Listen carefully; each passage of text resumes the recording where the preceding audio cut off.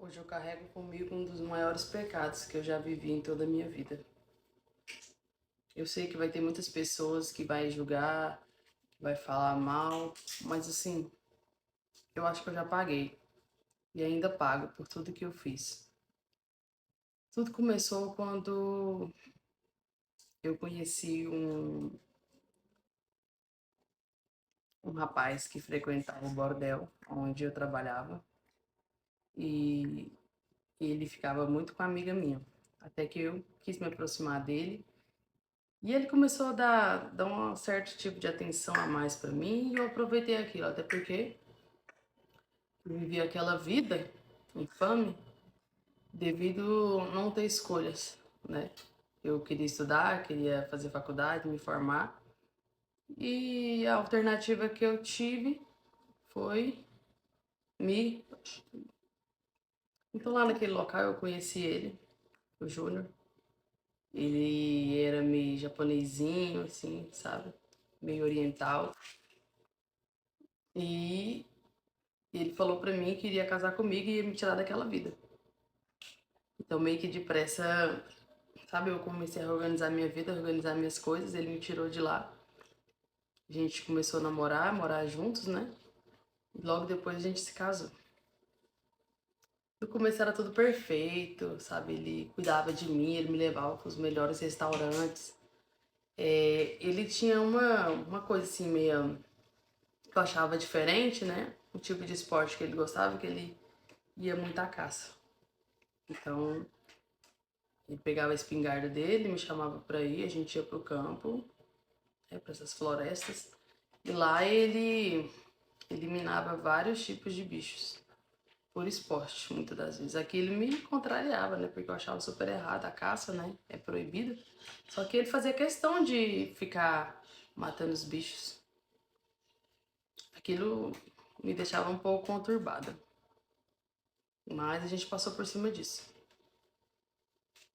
Eu, quando fui caçar a primeira vez, eu falei, não, eu quero caçar mais pra me comer, não pra ficar só matando bicho por matança, entendeu? Era pra comer. Só que eu fui pegando o gosto daquilo, sabe? E assim, eu não sei se era por conta de ser enfermeira, né? Quem geralmente trabalha em enfermagem, em hospitais, tem uma certa dominância, né? Com bichos, com pessoas. Então meio que aquilo foi me...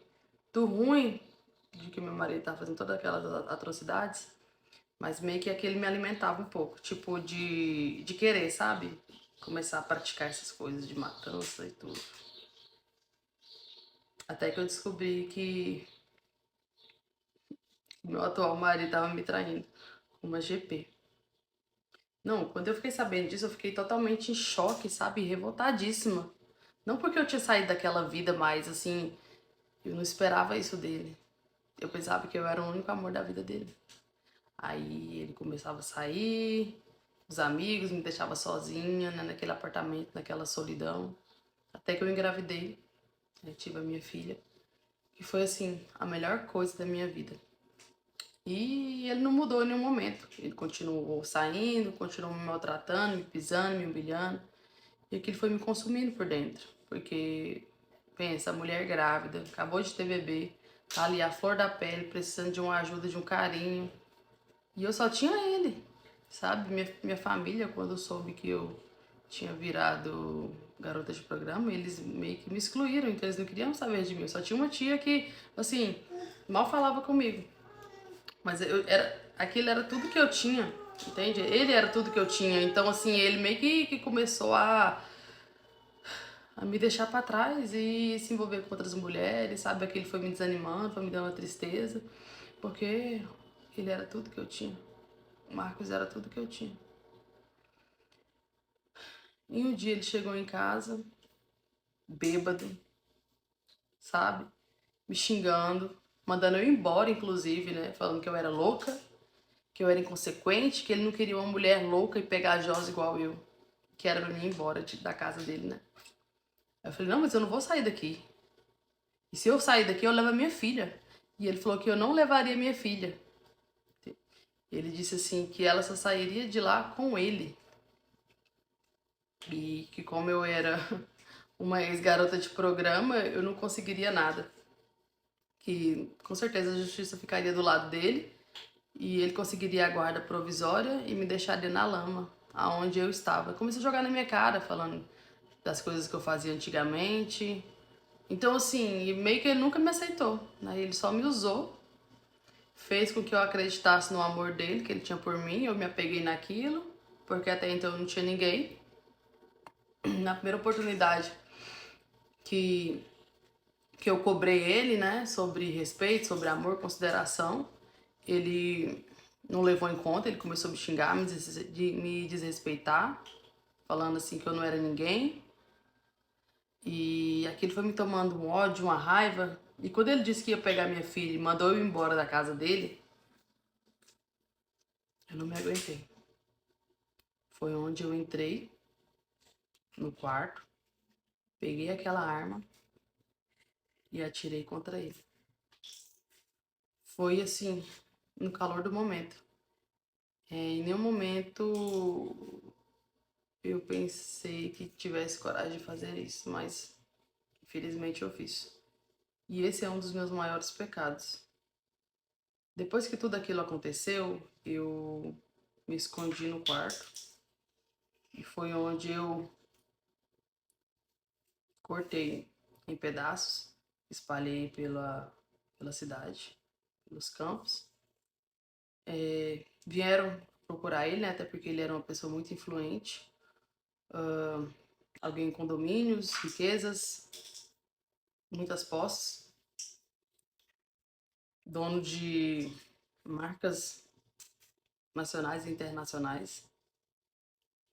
E eles vieram procurar a todo custo e eu me fazendo desenganada, tentando sair de fininho, mas infelizmente eles descobriram, né, que fui eu.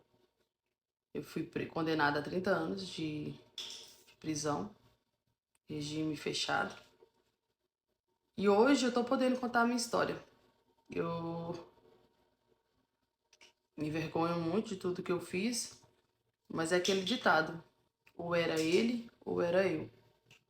Ele, por ser uma pessoa influente, com bens, com certeza eu, né, Elise, jamais seria ouvida ou alguém olharia pra mim. Mas como foi eu, a mulher, que fiz tudo aquilo, hoje eu posso estar sendo condenada, estou sim pagando por todos os meus pecados, mas a minha maior dor é ter uma filha e não poder vê-la, não poder abraçá-la, não poder beijá-la. Essa é a maior dor que eu carrego. Porque eu sei que eu estou pagando pelos meus pecados, por tudo que eu fiz. Mas a minha maior tristeza, a minha maior dor é nunca mais ter visto a minha filha, poder ter entrado em contato com ela. Até porque, né, os avós dela, cujo pais, né, do meu falecido marido, não deixam. Então, assim, o crime não compensa. Eu sei disso. Mas se fosse você em legítima defesa, você deixaria ser amordaçada, maltratada, humilhada e até, quem sabe, morta? Porque pessoas com grande influência, eles tiram alguém de circulação muito, muito, muito, muito mesmo. Para tirar alguém de circulação é daqui para ali. Agora, como eu não tenho posse, se eu sou, né, pobre, as pessoas me julgam. Mas fala você aí. Se fosse você, o que você faria?